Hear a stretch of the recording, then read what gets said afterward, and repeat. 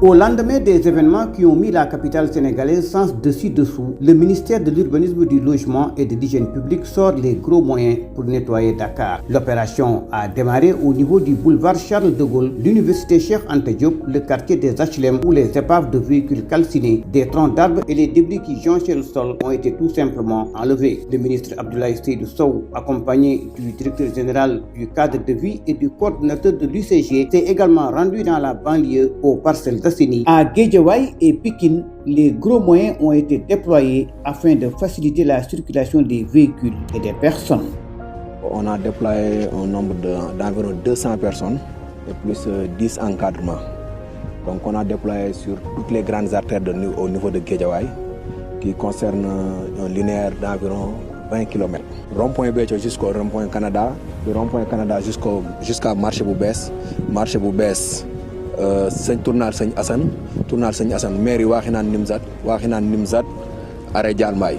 Donc les autres axes sont concernés par le BRT, c'est pour cela qu'on n'a pas déployé là-bas de personnes. Mais toutes les artères ont été nettoyées et on les nettoie chaque nuit après les événements.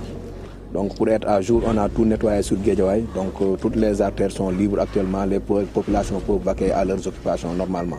Dans le département de Pikine, Thiaroye, Diamaguène, Sicap Mbao et Keur Massar ont été nettoyés. Pour le directeur général du cadre de vie, à situation exceptionnelle, mesure exceptionnelle. Autrement dit, il s'agit d'harmoniser les actions pour bien faire.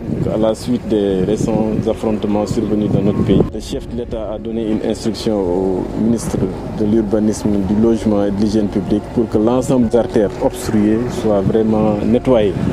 La direction générale du cadre de vie et de l'hygiène publique et l'UCG se sont ligués pour mettre en œuvre ces instructions. Et ces opérations-là vont se poursuivre dans toute la région de Dakar, mais également sur tout le territoire national. Rufisque non plus n'a pas été en reste. L'UCG a mis en place un important dispositif dans les quartiers de Dakar et sa banlieue pour redonner à la capitale un visage propre et accueillant.